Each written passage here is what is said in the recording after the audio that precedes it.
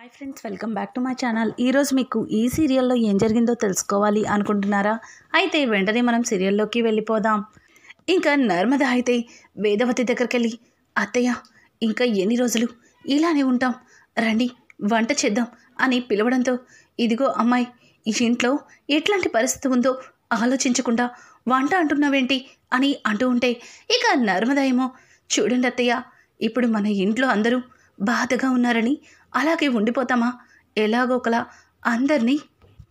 అందరికీ నచ్చజెప్పి అందరి మొహాల్లో ఆనందాన్ని చూడాలి, మరి దానికోసం ప్రయత్నం మొదలు పెట్టాలి కదా అని చెప్పి నర్మద అయితే ఇక వేదవతిని తీసుకెళ్ళి కిచెన్లో వంట చేస్తూ, ఇంకా ప్రేమకి తన రూమ్ ఇస్తానని, తన రూమ్లో ప్రేమని ఫ్రెష్ అవ్వమని చెప్తానని నర్మద అక్కడి నుంచి వెళ్ళిపోతుంది. నర్మద ప్రవర్తనని చూసి వేదవతి అయితే చాలా సంతోషిస్తుంది. గవర్నమెంట్ ఉద్యోగస్తురాలు వస్తే నా కుటుంబాన్ని, నా కొడుకుని ఎక్కడ వేరు చేస్తుందని భయపడ్డాను, కానీ నేను అనుకున్నట్టు ఈ అమ్మాయి అట్లాంటి పని చెయ్యదని తన మీద నాకు నమ్మకం కలుగుతుంది అని చెప్పి వేదవతి నవ్వుకుంటూ ఇక కిచెన్లో వంట చేసుకుంటుంది. ఇక నర్మద అయితే సాగర్ దగ్గరికి వచ్చి, ఏవండి, మన రూమ్ని ప్రేమ వాళ్ళకి ఇద్దామనుకుంటున్నానండి అని చెప్పడంతో, ఆ మాటలకి సాగర్, ఏంటి, ఏం మాట్లాడుతున్నావు? ఇప్పటికే నాన్న చాలా కోపంగా ఉన్నారు, ఇప్పుడు వాళ్ళకి మన రూమ్ ఇస్తే నాన్న ఊరుకుంటారా అని అడగడంతో, చూడండి, మీ నాన్న తప్పకుండా ఒప్పుకుంటారు, ఆయనకి మన మీద కోపం లేదండి, తప్పు చేశామన్నా బాధ జాలి తప్పించి, అయినా మీకు ఇవేమీ అర్థం కావు. చూడండి, నేను మన రూమ్ని కొద్ది రోజులు మన ధీరజ్ ప్రేమలకి ఇవ్వాలి అనుకుంటున్నాను అని చెప్పి అక్కడి నుంచి ఇక నర్మద ప్రేమ దగ్గరికి వెళ్ళి, ప్రేమ, పైకి లెగు, వచ్చినప్పటి నుంచి అట్లానే కూర్చుని నీలోనే నువ్వు కుమిలిపోతున్నావు, ముందు లోపలికి పద అని చెప్పి ప్రేమని తన గదిలోకి తీసుకెళ్ళి, చూడు, ఎంతసేపని అలానే ఉంటావు, వెళ్ళి ఫ్రెష్ అవ్వు అని చెప్పి తన చేతిలో టవల్ని అలాగే తన చీరని ప్రేమకి ఇచ్చి తను బయటికి వెళ్తుంది. ధీరజ్ దగ్గరికి వెళ్ళి, ధీరజ్, ఇంకా ఇలానే కూర్చున్నావేంటి, ముందు వెళ్ళి ఫ్రెష్ అవ్వు, మీకోసం అత్తయ్య వంట చేస్తున్నారు అని చెప్పి ఇంకా ధీరజ్ని కూడా లేపి తన గదిలోకైతే పంపిస్తుంది. ఇక ఇక్కడ చూస్తే వేదవతి ఇదంతా చూసి చాలా ఆనందపడుతుంది. ఇక రామరాజు అయితే బయటికి వెళ్ళి ఒక చెట్టు కింద కూర్చుని తనలో తను జరిగిందంతా గుర్తు చేసుకొని కుమిలిపోతూ ఉంటాడు. పాపం భద్రావతి అలాగే సేనాపతి ఇద్దరు కూడా ఊరందరి ముందు తలదించుకున్నారు. అలాగే ఇప్పుడు ఆ అమ్మాయి మెడలో తాళి కట్టి ఆ కుటుంబం నుంచి మరొకరిని నా కొడుకు దూరం చేశాడు. 25 ఏళ్ల క్రితం వాళ్ళ ఇంట్లో ప్రాణానికి ప్రాణంగా పెరిగే వేదవతిని ఆ కుటుంబం నుంచి దూరం చేసి తప్పు చేశానని అనుక్షణం నాలో నేను కుమిలిపోయేవాణ్ణి. ఇప్పుడు నా కొడుకు కూడా అదే తప్పుని చేశాడు. ఇప్పుడు జీవితంలో ఆ కుటుంబంతో కలిసేదే లేదు అని చెప్పి ఇక రామరాజు అయితే తనలో తను కుమిలిపోతుంటాడు. అలాగే ఇక్కడ చూస్తే సేనాపతి, అక్క, నువ్వనుకున్నట్టు ప్రేమని మళ్ళీ మన ఇంటికి ఎలా తీసుకొస్తాం? అది వాణ్ణి ఇష్టపడి మనం వద్దనుకుని వాడితో వెళ్ళి తాళి కట్టించుకుంది. అట్లాంటి దాన్ని తిరిగి మళ్ళీ ఈ కుటుంబానికి ఎలా తీసుకురాగలుగుతాం అని అంటుంటే, చూడు సేనాపతి, మనం వేదవతిని వదిలిపెట్టి తప్పు చేశాం. అదే తప్పుని ఇప్పుడు ప్రేమ విషయంలో చెయ్యనే కూడదు. మళ్ళీ మనం ప్రేమని మన మాటలతో, మన ప్రేమతో తిరిగి మళ్ళీ మన దగ్గరికి వచ్చేలాగా చెయ్యాలి. అలాగే ఆ రామరాజు కుటుంబం వైపు కన్నెత్తి కూడా చూడకూడదు. తరువాత ప్రేమకి రంగరంగ వైభవంగా మనకి నచ్చిన వ్యక్తికిచ్చి పెళ్లి జరిపించవచ్చు అని చెప్పి ఇక భద్రావతి మాట్లాడుతూ ఉంటే, పెద్ద ఆవిడ తట్టుకోలేక భద్రావతి చెంప పగలగొడుతుంది. భద్రావతి, ఛీ, నువ్విలా మాట్లాడతావని కలలో కూడా అనుకోలేదు. నువ్వు ఇంటి గౌరవం కోసం, అలాగే ఈ కుటుంబం కోసం పెళ్ళి చేసుకోకుండా అలానే ఉండిపోతే నీ గురించి నేను ఎప్పుడు గొప్పగా అనుకునేవాదాన్ని. ఒక వేదవతిని దూరం పెట్టే విషయం తప్ప నువ్వు అన్ని విషయాల్లో చాలా పర్ఫెక్ట్గా ఉంటావని ఎంతగానో సంబరపడేదాన్ని. కానీ నువ్వు నా కడుపులో పెద్ద కూతురుగా పుట్టి ఇట్లా చెల్లెలి కుటుంబం గురించి తప్పుగా ఆలోచించడానికి సిగ్గుగా లేదా అని చెప్పి ఇక పెద్దావిడైతే భద్రావతిని నిలదీస్తుంది. భద్రావతి, అమ్మా, నేనేం తప్పు చేయట్లేదు. ఒకప్పుడు ఈ ఇంటిని అలాగే ఈ కుటుంబాన్ని వద్దనుకొని నీ కూతురు ఆ అనాథైన రామరాజుని పెళ్లి చేసుకుని నాన్న చావు దాకా తీసుకొచ్చింది. ఇప్పుడేమో ప్రేమని గడప దాటించి నా తమ్ముడు సేనాపతిని చావు అంచుల దాకా తీసుకెళ్ళింది. సమయానికి సేనాపతిని కాపాడుకున్నాం కాబట్టి సరిపోయింది. లేకపోతే ఆ రోజు నాన్న పరిస్థితి ఎలా వచ్చిందో సేనాపతి పరిస్థితి కూడా అలాగే వచ్చేది.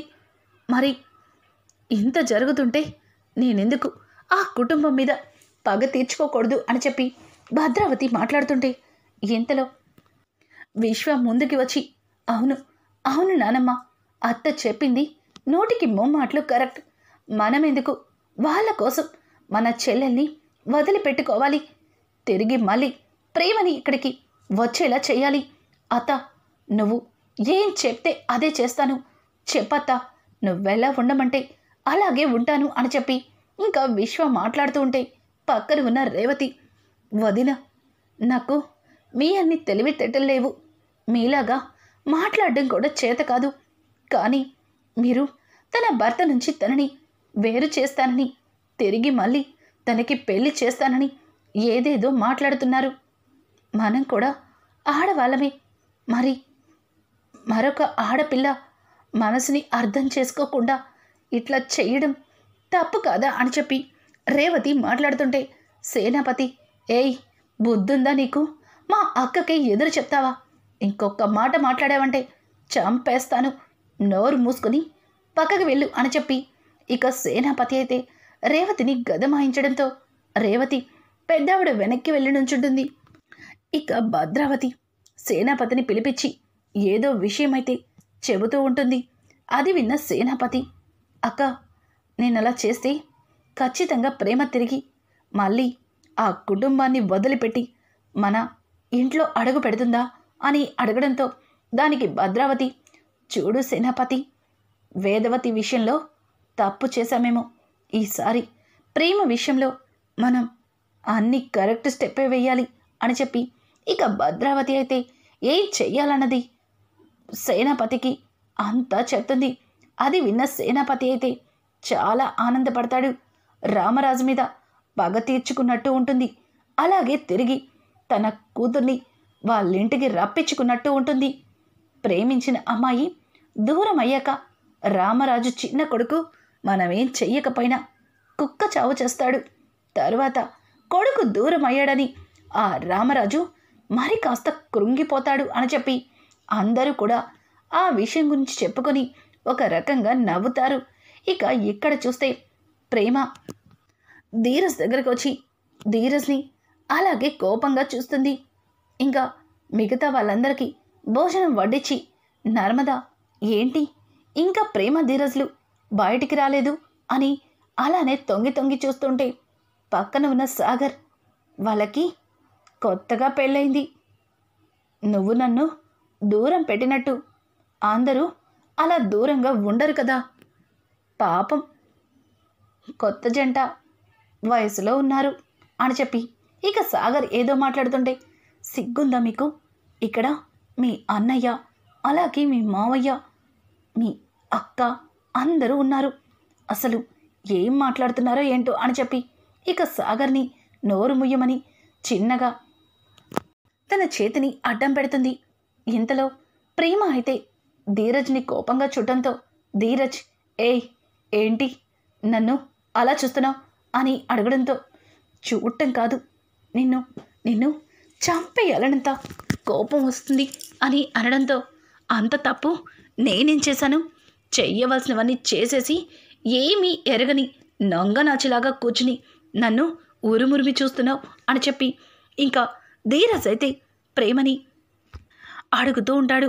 ప్రేమ అయితే, చూడు, ఇంకొకసారి నన్ను అలా మాట్లాడవంటే ఊరుకోను. నాకేం తెలుసు, ఆ కళ్యాణ్ గాడు మంచోడని నమ్మాను. వాణ్ణి పెళ్లి చేసుకుందామని ఇల్లు వదిలి వెళ్ళిపోయాను.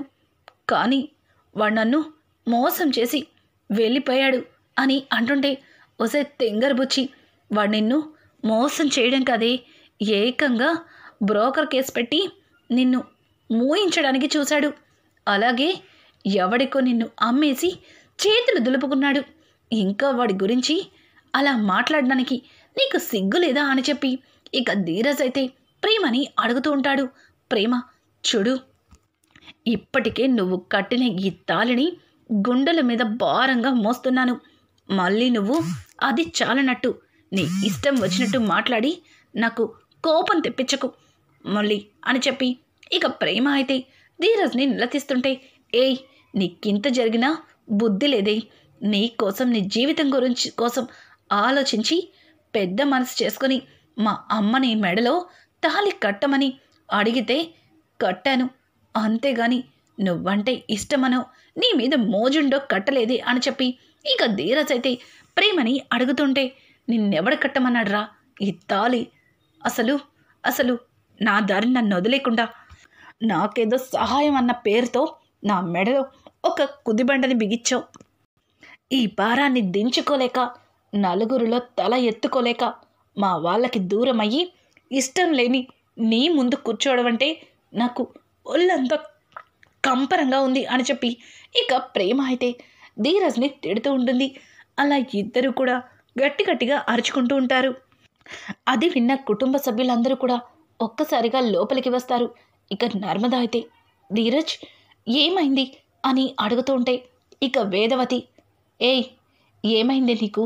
ఎందుకు అలా అరుస్తున్నావు అని అనడంతో ఇక ప్రేమకి తను అంతకు ముందే తనని 2 సార్లు చెంపదెబ్బ కొట్టిన సంగతి గుర్తు చేసుకొని, అమ్మో, ఈవిడ ఏం మాట్లాడినా కొట్టేస్తుంది, ఈవిడ దగ్గర ఏం మాట్లాడకుండా ఉంటేనే మంచిది అని చెప్పి ప్రేమ సైలెంట్గా ఉంటుంది.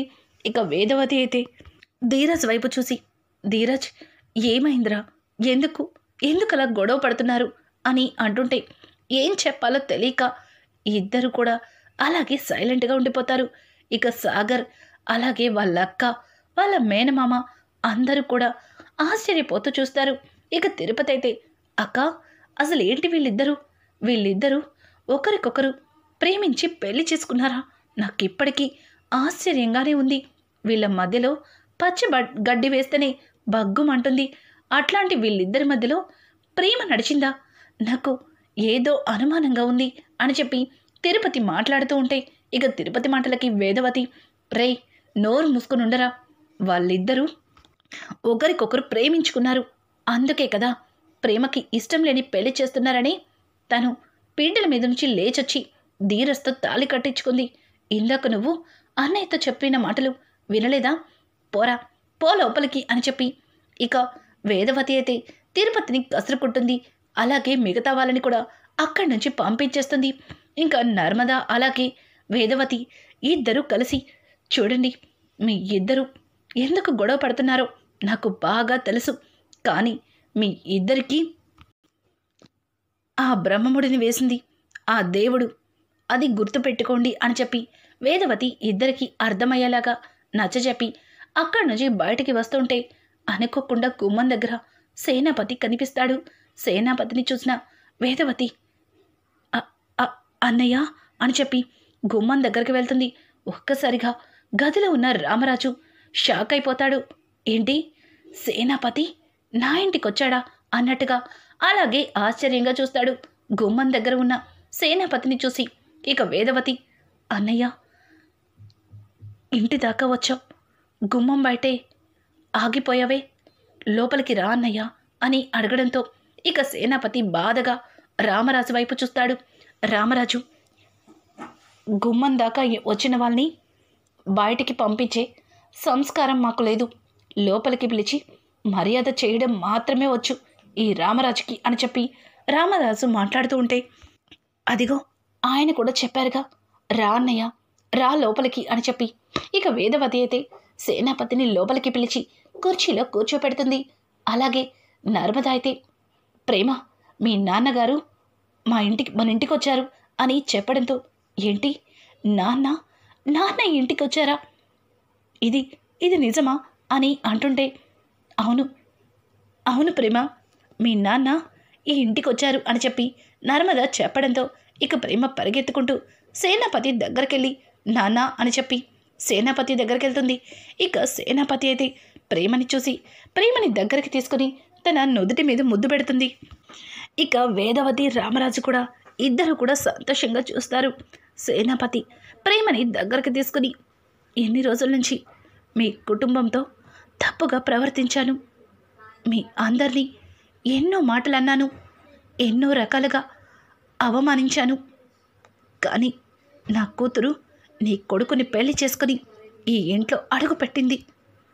ఆ కక్షలు, ఆ పగలు మనసులో పెట్టుకొని నా కూతుర్ని అని అంటుంటే రామరాజు, సేనాపతి చూడు, నువ్వు ఏవేవో చేశారని చెప్తున్నావు, కానీ ఏ రోజు కూడా మీ మీదనే మేము ఎట్లాంటి పగలు ప్రతీకారాలు పెంచుకోలేదు. ఇక నీ కూతురు విషయానికి వస్తే, నా కొడుకు తన మెడలో తాళి కట్టి ఈ ఇంటికి కోడలిగా తీసుకొచ్చాడు. నాకు ఇష్టం లేదని నువ్వు నీ కూతుర్నేదో సాధిస్తామని భయపడి వచ్చాను అని మాట్లాడుతున్నావు. ఇష్టం లేక కాదు, ఇరు కుటుంబాలు మధ్యన ఇప్పటికే జరుగుతున్న గొడవలకి. ఇక రామరాజు అయితే ప్రేమ గురించి, ప్రేమని తన కన్న కూతుర్లా చూసుకుంటామని నువ్వు మా ఇంటికి రావడమే మాకు సంతోషకరమని, మీ రెండు కుటుంబాలు ఒక్కటవ్వాలని ఎన్ని రోజుల నుంచి ఎదురు చూసాం. కానీ ఈ రకంగా రెండు కుటుంబాలు దగ్గరవుతాయని అస్సలు అనుకోలేదని రామరాజు చాలా సంతోషిస్తాడు. అలాగే భద్రావతి కూడా రామరాజుకి క్షమాపణలు చెప్తుంది. ఇన్ని రోజుల నుంచి నీ మంచితనాన్ని తెలుసుకోకుండా అందరి ముందు నిన్ను చాలా అంటే చాలా అవమానించాను. కానీ అదేది మనసులో పెట్టుకోకుండా నా మేనకోడల్ని మీ ఇంటి కోడలిగా అంగీకరించినందుకు నాకు సంతోషంగా ఉంది అని చెప్పి ఇక భద్రావతి అయితే రామరాజుకి క్షమాపణ చెప్పి వేదవతి దగ్గరికి వెళ్తుంది. వేదవతిని చూసి వేదవతి అని పిలవడంతో ఒక్కసారిగా వేదవతి ఎమోషనల్ అవుతుంది. అక్క అని చెప్పి వేదవతి భద్రావతి దగ్గరికి వెళ్ళడంతో భద్రావతి వేదవతిని దగ్గరికి తీసుకొని, ఇన్ని రోజుల నుంచి నిన్ను దూరం పెట్టి చాలా పెద్ద తప్పు చేశాను, నీ మనసుని చాలా బాధ పెట్టాము, మమ్మల్ని క్షమిస్తావా అని చెప్పి ఇక భద్రావతి అయితే వేదవతిని క్షమాపణలు అడుగుతుంది. ఇదంతా చూసిన ధీరజ్ అయితే ఆశ్చర్యపోతాడు. ఇక వేదవతి ప్రేమ దగ్గరకు వచ్చి ధీరజ్ దగ్గరకు వచ్చి, రే ధీరజ్, చూసావుగా ఇన్ని రోజుల నుంచి రెండు కుటుంబాలు ఎప్పుడు ఏదో ఒక గొడవ పడుతూనే ఉండేవి. కానీ నువ్వు ఆ పిల్ల మెడలో తాళి కట్టడం వల్ల తిరిగి మళ్ళీ నా పుట్టిల్లు నాకు దగ్గరైంది, రెండు కుటుంబాలు ఒక్కటయ్యాయి. ఇదంతా నీ వల్లే అని చెప్పి ఇక వేదవతి అయితే ధీరజ్ని హక్ చేసుకుంటుంది. రామరాజు కూడా ధీరజ్ దగ్గరకు వచ్చి, రే ధీరజ్, రామరాజు కూడా ధీరజ్ దగ్గరకు వచ్చి ధీరజ్కి క్షమాపణలు చెప్తాడు. నీ వల్ల రెండు కుటుంబాలకి మరింత దూరం పెరిగిందని ఎన్నో మాటలన్నాను, నిన్ను కొట్టాను, నన్ను క్షమిస్తావా అని అడగడంతో, నాన్న, మీరు నాకు క్షమాపణలు చెప్పడం ఏంటి? మీరు నా తండ్రి, నన్ను కొట్టే అధికారం మీకు తప్ప ఎవరికి ఉంది అని చెప్పి ధీరజ్ అయితే రామరాజుని హక్ చేసుకుంటాడు. అలా రెండు కుటుంబాలు ఒక్కటయ్యాయని ఇటు రామరాజు కుటుంబం అయితే చాలా సంతోషిస్తుంది. ఇటు చూస్తే భద్రావతి అయితే వాళ్ళ మోసాన్ని మొదలు పెడుతున్నారని ఒక రకంగా నవ్వుకుంటారు. ఇక రానున్న ఎపిసోడ్స్లో రెండు కుటుంబాల మధ్యలో ఉన్న విభేదాలు వీడిపోతాయా, పగని పెట్టుకొని ప్రేమని తీసుకెళ్ళటానికి భద్రావతి ఆడుతున్న నాటకాన్ని తెలుసుకొని అన్ని నిజాలు ధీరజ్ బయట పెడతాడా? ఇట్లాంటి లేటెస్ట్ ఎపిసోడ్స్ మీకు మరిన్ని కావాలి అనుకుంటే మా ఛానల్ని సబ్స్క్రైబ్ చేసుకోవడం మాత్రం